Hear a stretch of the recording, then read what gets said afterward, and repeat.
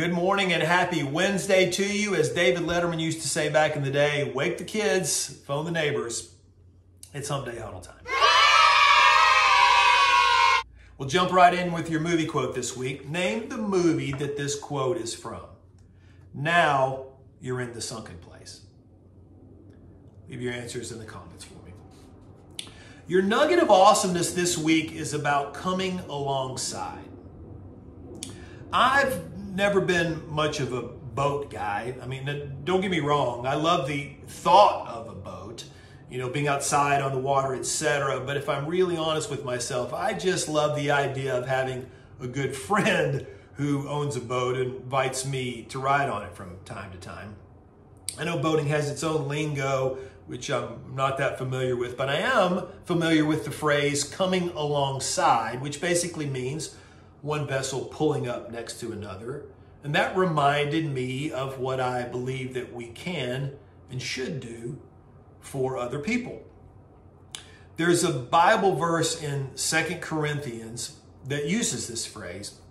It's in the Message translation, which is basically just a translation that puts the Bible in more modern day language, helps me understand it better.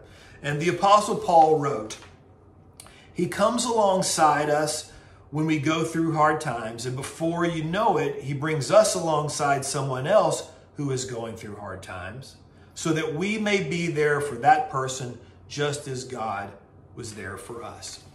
Now, you may be thinking of somebody that came alongside you when you were in need.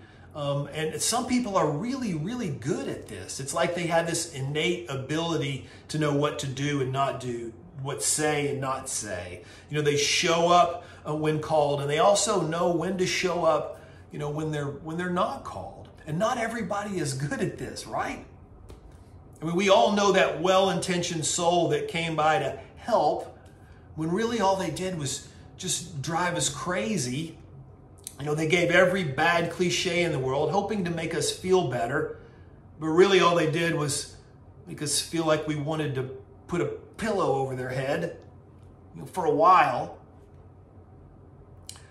Coming alongside evokes an image for me. It's usually one person walking alone on a forest trail usually, and they're in need. And then seemingly out of nowhere, somebody else appears to walk alongside them. And at first, their rhythm is not quite the same as they walk along, but the longer they walk together, the more their strides kind of become in sync. I believe the longer that we live, the better our chances of being both of those people in that image I just described. I know I have been the one in need many, many times, but I've also had the honor of being the one to come alongside someone else as they were struggling. And it wasn't always easy. Sometimes it felt weird to do it. I would think, how exactly do I do this? I mean, what do I say? What do I not say? I'm a real touchy-feely person. Can I put my hands on them? What if they reject everything that I'm trying to do and want to put a pillow over my head? I think as long as we are genuine and heartfelt and we're sensitive to whatever that situation is, we'll do it right. Let's all remember that the next time we see somebody who's really struggling, especially if we know that they are alone.